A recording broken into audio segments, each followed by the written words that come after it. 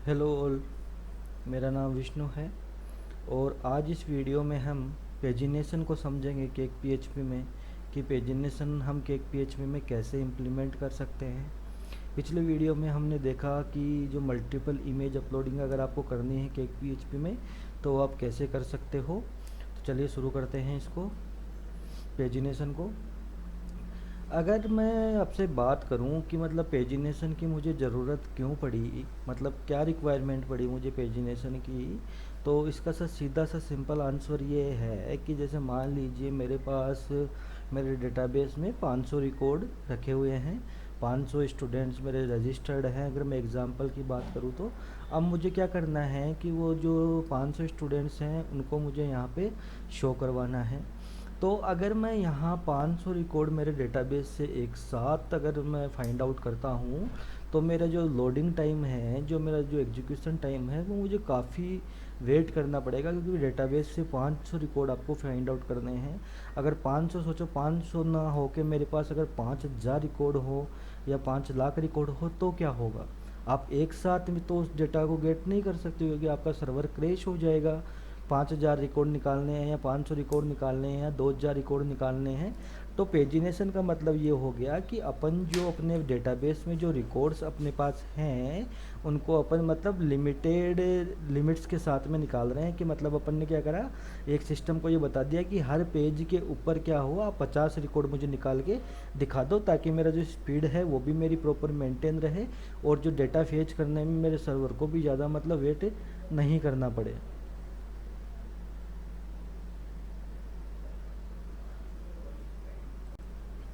वो भी proper maintain रहे। अब यहाँ देखो, ये जो पेजिंग शो हो रही है, पेजिंग आपको ऐसे मतलब शो होती है। ये अपना जो केक पीएचपी है, ये केक पीएचपी की तरफ से अपने को डिफ़ॉल्ट पेजिंग प्रोवाइड करवाई जाती है। यहाँ जो कोर पीएचपी में क्या होता था, कोर पीएचपी में अपने को मैनुअली कोड लिखना पड़ता था पेजिंग बनाने के लिए।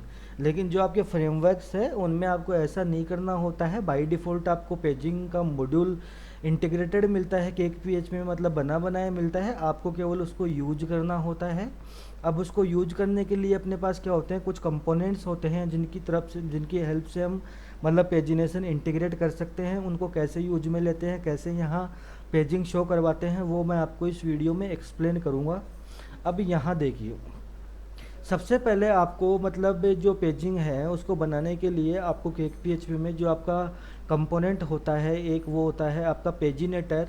आपको क्या करना होता है, आपको अपना जो कंपोनेंट है उसको लोड करना होता है। ये इसका डिफ़ॉल्ट मतलब कंपोनेंट है। ये इसकी फ़ाइल जब आप हायरार्की डाउनलोड करते हो, प्रोजेक्ट को इनिशलाइज करते हो, उस टाइम मतलब ये डाउनलोड हो जाता है। आपको यहाँ इसको कॉल करवाना होता है, बस सिंपल, आपको कुछ नहीं करना होता। और अब यहाँ क्या है, जैसे ही आप यहाँ लोड कंपोनेंट करवाओगे पेजिनेटर को, तो जो पेजिनेटर वाली फाइल है वो यहाँ पे आपकी लोड हो जाएगी। आपको बार बार इसको करने की मतलब कॉल करवाने की ज़रूरत नहीं है। आप एक बार सिंपल इसको लोड करवा के छोड़ दो अपने जो भी कंट्रोलर है। यहाँ अपन जो कंट्रोलर यूज में ले रहे हैं वो अपना ऐप कंट्रोलर में अपन यूज ले रहे हैं, और इसको अपन ने लोड करवाया है इनिशियलाइज जो अपना फंक्शन है उसके अंदर।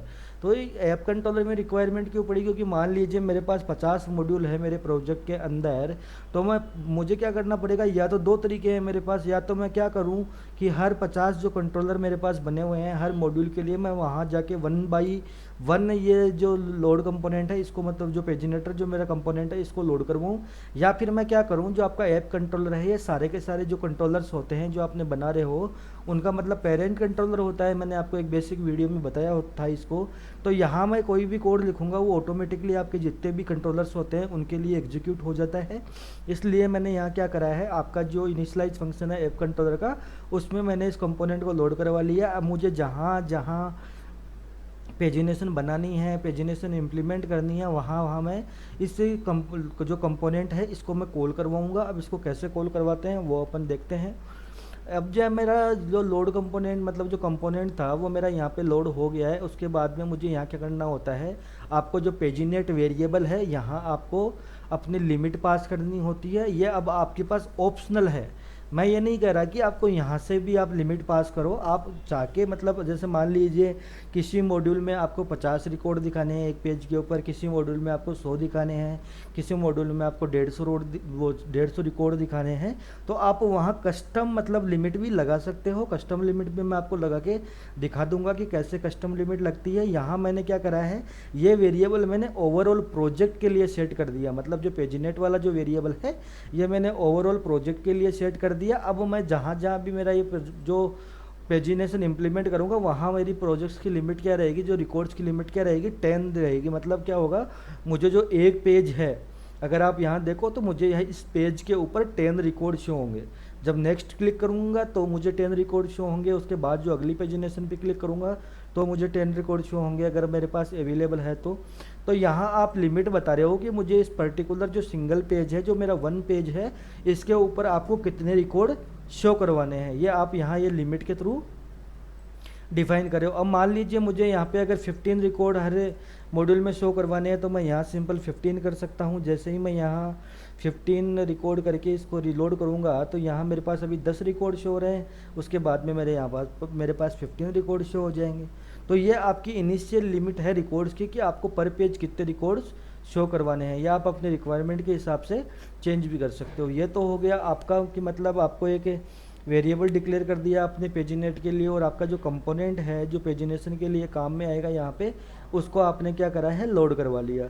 अब बात आती है कि ये दोनों काम तो हो गए, अब मुझे मतलब जो पेजिनेशन है मेरी उसको इम्प्लीमेंट कैसे करना है। तो उसके लिए जो भी आप मतलब जिस भी कंट्रोलर के ऊपर आपको पेजिनेशन इम्प्लीमेंट करनी है वहाँ आपको एक सिंगल लाइन लिखनी होती है। वो क्या होती है वो मैं आपको समझाता हूँ। अब यहाँ क्या होगा, ये जो पेजिनेट फंक्शन है जो आपने यहाँ पे डिक्लेयर करा था, जहाँ पे आपने ये जो पेजिनेट सिंगल वेरिएबल डाला था, तो अब आपका कंपोनेंट लोड हो गया। तो कंपोनेंट में ये $this पेजिनेट जो फंक्शन है ये ऑलरेडी आपका डिक्लेयर्ड है।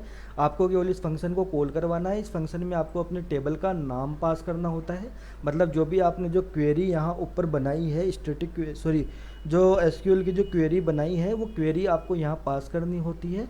बस उसके अलावा आपको यहाँ कुछ नहीं करना। अब आपका जो डेटा बन के आएगा वो ऑटोमेटिक आपका पेजिंग के थ्रू ही बन के आएगा, मतलब जो लिमिट आपने वहाँ सेट करी उस लिमिट के अकॉर्डिंग ही वहाँ पे आपको डेटा शो होगा।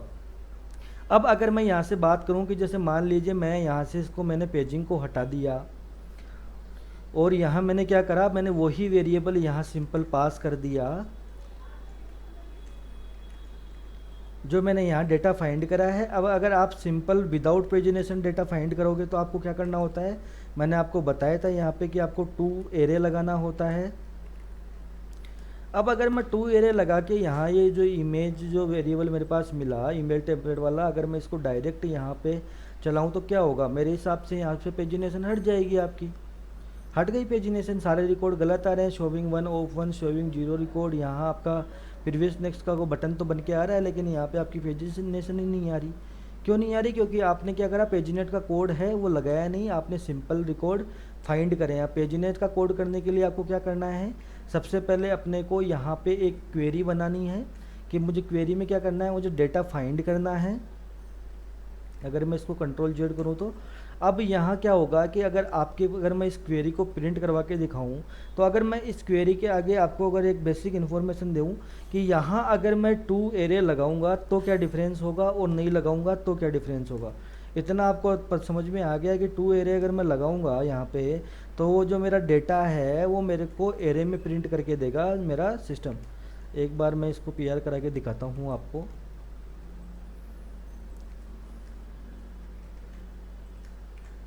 इसके बाद में मैं इसको डाई लगाता हूँ ताकि ये कोड मेरा यहीं एग्जीक्यूट हो जाए।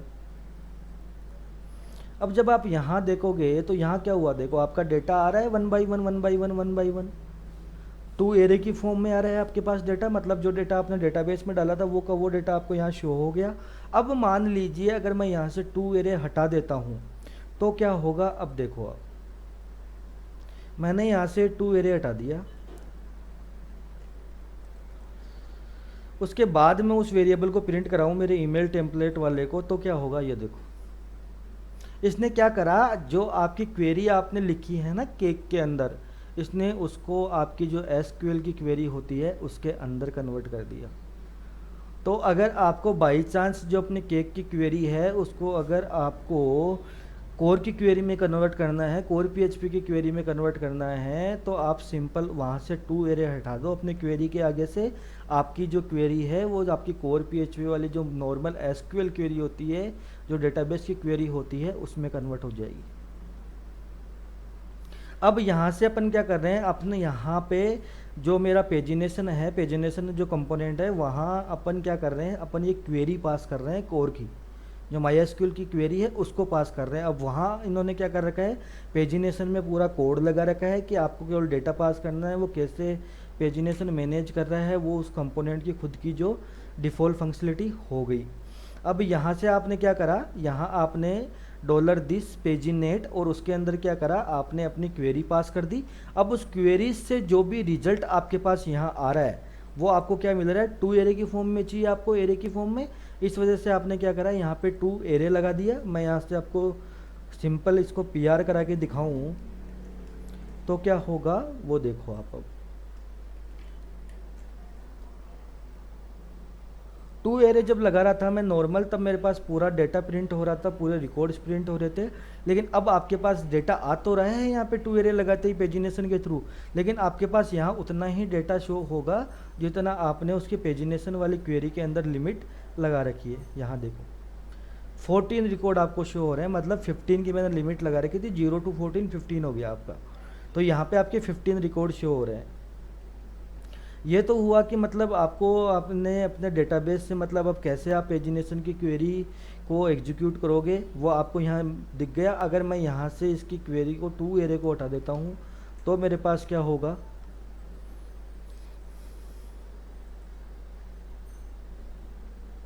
ये देखो यहाँ पे भी आपको डेटा तो मिला, लेकिन आपको वो डेटा मिला आपकी ऑब्जेक्ट की फॉर्म में, एंटिटी की फॉर्म में, आपको एरे की फॉर्म में डेटा नहीं मिला।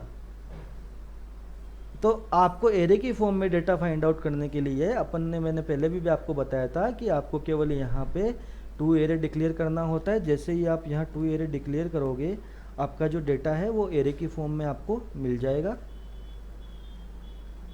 ऐसे मतलब मैंने क्या करा, मैंने मेरा जो डेटा है उसको मतलब पेजिनेशन के थ्रू पास कर लिया। आपको केवल एक सिंगल लाइन रखनी होती है, बस आपका पेजिनेशन से डेटा गेट हो गया। उसके बाद में जो भी डेटा आया मैंने इस वेरिएबल में सेट करा, और उस फाइल के ऊपर जो इसकी इंडेक्स फाइल है उसके ऊपर जो मेरा फंक्शन इंडेक्स है, तो मतलब इंडेक्स फाइल के ऊपर मैंने ये वेरिएबल क्रिएट कर दिया। अब मेरा जो डेटा है वो इस वेरिएबल में मुझे मेरी इंडेक्स फाइल के ऊपर मिल जाएगा। अब मैं अगर इंडेक्स पेज की बात करूं जहां पे मैंने वो वेरिएबल सेट करके भेजा था, तो यहाँ अब जो जैसे ही मतलब आप अपना जो कंपोनेंट है उसको लोड करवाओगे तो कंपोनेंट से रिलेटेड मतलब जो भी डेटा है अपना वो अपने को परम्स में मिलेगा। परम्स का मतलब ये हुआ कि जो भी डेटा यहाँ के PHP की जो डिफ़ॉल्ट जो प्रोसेस है उसके द्वारा जो भी मतलब URL में डेटा सेंड करा जाता है वो आपको परम्स में मिल जाता है। तो जो कंपोनेंट है उससे बाय डिफ़ॉल्ट जो देखो पेजिंग वाला वेरिएबल है ये आपको यहाँ कंपोनेंट में मिल रहा है। अब यहाँ जो पेजिंग बन रही है वो आपकी ईमेल टेम्पलेट वाले जो मॉडल के थ्रू बन रही है, क्योंकि आपका डेटा आ रहा है यहाँ ईमेल टेम्पलेट वाले मॉडल के थ्रू। अगर यहाँ डेटा मान लो स्टूडेंट वाले मॉडल से अगर मैं पेजिंग बनाता, स्टूडेंट वाले टेबल से डेटा अगर फाइंड करता, तो यहाँ जो मॉडल आता वो स्टूडेंट वाला मॉडल आता। अब यहाँ देखो आप जो बेसिक डिटेल है आपके पेजिंग की वो आपको यहाँ पे शो हो रही है कि आपने फाइंडर कौन सा लगाया। ऑल मतलब मुझे कंप्लीट डेटा चाहिए। उसके बाद में पेज मेरा ये सिंगल पेज है, मतलब फर्स्ट पेज है। करंट में मतलब कितने रिकॉर्ड हो रहे शो हो रहे हैं, 15 रिकॉर्ड शो हो रहे हैं। उसके बाद में काउंट मतलब आपके डेटाबेस में टोटल रिकॉर्ड कितने हैं ये उसको शो कर रहा है। उसके बाद में पर पेज मतलब पर पेज के ऊपर आप कितने रिकॉर्ड शो करवा रहे हो, 15। स्टार्ट 1 से स्टार्ट हो रहा है, एंड कहाँ स्टार्ट हो रहा है, 15 के ऊपर एंड हो रहा है आपका। उसके बाद में प्रीवियस पेज कोई है नहीं क्योंकि ये आपका फर्स्ट पेज है। नेक्स्ट पेज मतलब एक और पेज बन रहा है इसके ऊपर। Page count, total page count कितने बने, नीचे 2 आप देख सकते हो, ये 2, एक और 2। और उसके बाद में ये जो बेसिक्स जो और डिटेल हैं इसकी, ये सारी की सारी चीज़ें आपको यहाँ पे शो हो रही है। अब अपने को क्या करना है, यहाँ पे पेजिंग को इम्प्लीमेंट करना है। पेजिंग को इम्प्लीमेंट करने के लिए अपन ने क्या करा, ये जो index.php है यहाँ पे सबसे पहले मैं पेज काउंट कर रहा हूँ। पेज निकालने के लिए मैंने क्या करा, $this request data paging page dollar this request data params, params में से मैंने पेजिंग वेरिएबल लिया, जो ये रिक्वेस्ट आ रहा है इसमें से परम्स में से पेजिंग। पेजिंग के बाद में मैंने क्या करा, यहाँ पे जो इसका जो मॉडल का नेम है वो मैंने पास करा, या कंट्रोलर नेम भी आप बोल सकते हो। कंट्रोलर नेम मैंने पास करा, कंट्रोलर नेम मेरा ईमेल टेम्पलेट आ रहा है, तो मैंने ईमेल टेम्पलेट यहाँ पे पास करा, क्योंकि आपकी पेजिंग है वो ईमेल टेम्पलेट के अंदर आ रही है। ये अब डायनेमिक अपने को गेट करना है, क्योंकि हर पेज के ऊपर मैं पेजिंग सेट कर रहा हूँ। तो मैं चाहूँ तो यहाँ पे स्टैटिक वेरिएबल भी पास कर सकता हूँ इसके अंदर, लेकिन स्टैटिक वेरिएबल पास करूँगा तो फिर मेरे को हर बार जगह यहाँ पे चेंज करना पड़ता है। इस वजह से मैं यहाँ पे सिंपल मैंने अपने कंट्रोलर का नाम पास कर दिया, क्योंकि कंट्रोलर और मॉडल का नेम आपका सेम होता है। उसके बाद में मुझे इसमें से पेज निकालने थे, तो मैंने यहाँ पे पेज एट्रीब्यूट पास कर दिया। तो यहाँ अगर मैं इसको इको करवाऊँगा पेज को, तो ये मेरे को रिटर्न करेगा यहाँ पे ये 1। आई बात समझ में। उसके बाद में है आपका लिमिट, लिमिट मुझे निकालनी है। तो लिमिट निकालने के लिए मुझे क्या करना है, dollar this request data params आपका, उसके बाद में से आपको पर पेज के ऊपर कितने रिकॉर्ड शो करवा रहे हो आप, 15। तो ये हो गया आपका 15। इसमें आ गया आपका, अगर मैं इको करवाऊँ तो ये हो गया आपका 1, ये हो गई लिमिट आपकी 15।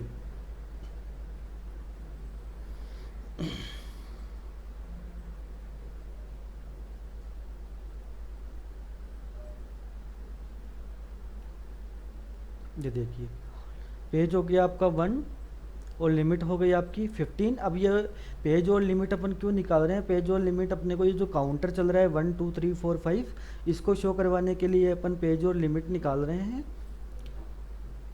अगर यहाँ मैं बात करूँ तो ये देखो जो काउंटर में है इसने क्या करा है, पेज 1 इक्वल टू जो आपकी लिमिट आ रही है वो हो गई आपकी 15।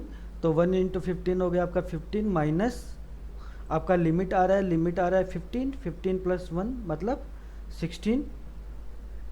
अगर मैं यहाँ काउंटर को इको करवाऊँ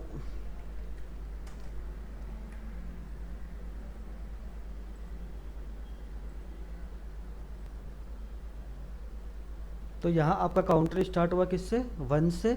अगर मैं नेक्स्ट पेज पे लेके जाऊँगा तो इसका काउंटर स्टार्ट होगा 16 से। आप यहाँ इसकी कैलकुलेशन भी देख सकते हो, ये कैसे अपन ने कैलकुलेट करवाया है इसका काउंटर, ये वाली लाइन को समझ के। उसके बाद में अपना जो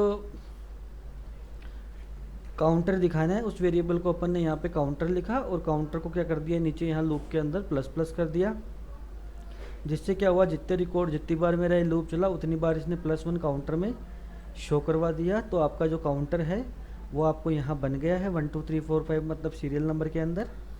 उसके बाद में आती है कि जो पेजिनेशन है इसको अपन कैसे गेट कर रहे हैं। तो पेजिनेशन को गेट करने के लिए आपका पेजिनेट हेल्पर अपन ने काम में ले रखा है। ये जो पेजिनेशन डॉट CTP है यहाँ पे अपन ने क्या कर रखा है, पेजिनेटर डॉट CTP में ये जो आपकी जो लाइन बन रही है नीचे, ये first second third previous next, ये सारा आपकी इस वाली जो फाइल है इसके ऊपर बन रहा है। यहाँ अपन ने डॉलर दिस पेजिनेटर हेल्पर काम में लिया। उसके बाद में फर्स्ट, प्रीव्यू, नंबर, नेक्स्ट और लास्ट, ये सारे के सारे पेजिनेटर में अपन ने पैरामीटर्स पास कर दिए। आपको केवल यही करना है, बाकी काउंटिंग वगैरह सारा जो कैसे काम कर रही है ये डिफ़ॉल्ट केक PHP अपना बना रही है। अगर मैं इसको यहाँ से कंट्रोल A करके हटा दूँ तो क्या होगा, आपकी जो पेजिंग है नीचे वो आपकी यहाँ से हट जाएगी। ये देखो,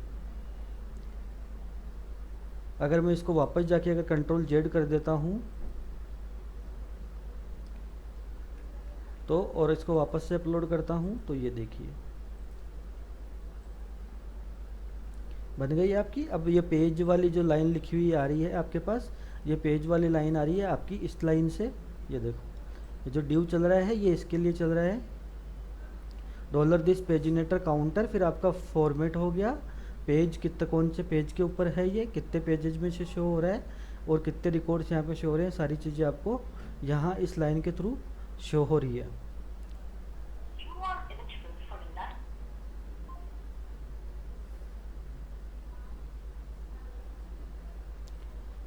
आई बात समझ। तो ये है मतलब बेसिक कंसेप्ट जो आपको पेजिनेशन लगाने के लिए अपन केक PHP में काम में ले रहे हैं। अगर आपको यहाँ से कोई भी वेरिएबल नहीं चाहिए तो आप इसको यहाँ से हटा सकते हो। जैसे मान लीजिए मुझे फर्स्ट और लास्ट नहीं चाहिए, मुझे केवल नंबरिंग दिखानी है, तो नंबरिंग आपकी यहाँ नंबर से हो जाएगी। आप जो बाकी के ऊपर वाले जो 2 लाइनें आ रही है उनको आप यहाँ से कमेंट कर सकते हो। तो इस तरह से मतलब अपन क्या है कि केक पीएचपी में जो डिफ़ॉल्ट पेजिनेशन है उसके थ्रू अपन यहाँ पे पेजिनेशन इम्प्लीमेंट कर सकते हैं अपने किसी भी मॉड्यूल में।